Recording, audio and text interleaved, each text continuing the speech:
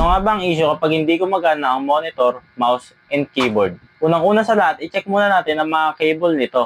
Baka hindi na nakasaksak ng maayos or baka maluwag lang ang pagkakasaksak nito. And i-check nyo na rin yung cable ninyo, baka may ngat-ngat ito ng daga.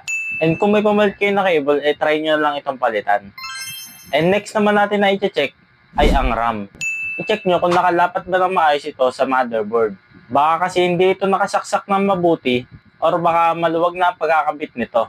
Kasi once na hindi ito nare-read ng motherboard, ay di talaga magbubukas ang monitor, mouse, and keyboard ninyo. Next naman, baka marumi na ang RAM ninyo or sobrang alikabok na nito. Mahalaga rin na i-check din natin ang RAM natin dahil kapag sobrang alikabok na nito, ay hindi na rin mariread ng motherboard nyo ito. Same din sa RAM slot. Need din natin ito i-brush para mawala ang alikabok nito sa loob. Take note guys, huwag nyo iihipan ang motherboard RAM slot ninyo dahil baka maging grounded ang motherboard ninyo. Ngayon guys, ay ituturo ko sa inyo step by step kung paano ba maglinis ng ating RAM and RAM slot. Panoorin nyo itong video. So yun guys, bali ang una natin gagawin ay tatanggalin natin tong RAM. Tapos itong gold, yan yung buburahin natin ng pambura. Kailangan natin dito ng brush at ng eraser para malinis natin ang RAM. Bali ganito lang ang gagawin natin dyan. Buburahin lang natin itong gold pins para malinis yung mga alikabok and itim-itim na nakadikit dito. So yan, linis-linis. Tapos babalik na rin natin ito, tapos kabila naman.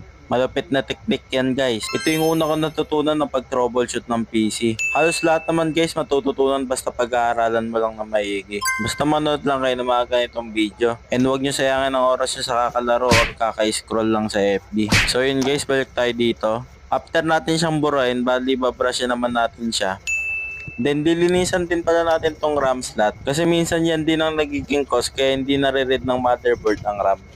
Then last, ikakabit na natin tong RAM. Take note guys, ilapat nyo ng maigi ang RAM para hindi magka-aberya sa pagbukas.